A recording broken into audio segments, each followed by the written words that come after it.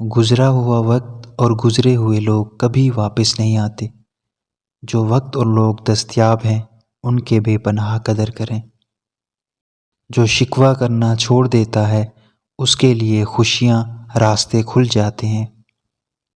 جس معاشرے کے لوگ برائی کے خلاف کھڑے نہیں ہوتے، ایک وقت آتا ہے کہ وہی برائی انہیں کھڑے تو کیا بیٹھنے کے قابل بھی نہیں چھوڑتی۔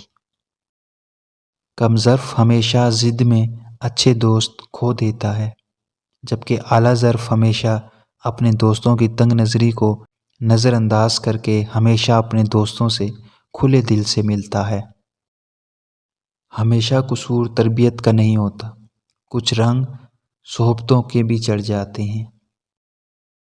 رشتہ اگر دل سے ہو تو من نہیں بھرا کرتے۔ بعض لوگ یہ بات برداشت نہیں کرتے کہ ان کی بات کی نفی کی جائے، چاہے وہ غلط ہی کیوں نہ ہو۔ جب تک بات دل میں ہے آپ کی طاقت ہے، جب زبان پر آ گئی تو آپ کی کمزوری اور کسی اور کی طاقت بن جاتی ہے۔ اگر آپ چاہتے ہو کہ لوگ آپ کے بارے میں مثبت بات کریں تو آپ اپنے بارے میں کم بات کیا کرو۔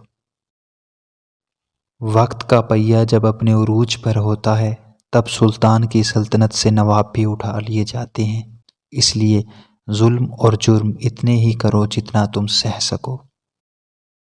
مخلص شریک حیات بہت بڑی نعمت ہے۔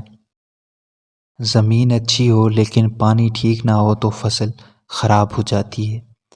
گھر اچھا بنا ہوا ہو لیکن گھر میں دین نہ ہو تو نسل خراب ہو جاتی ہے۔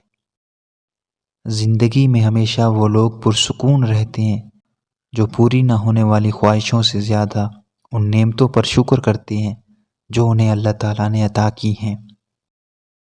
ذات دیکھ کر شادی کرنے والے خون کی بوتل کسی سے بھی لے لیتے ہیں۔ ایک پھول دینا محبت نہیں بلکہ زندگی بھر پھولوں کی طرح رکھنا محبت ہے۔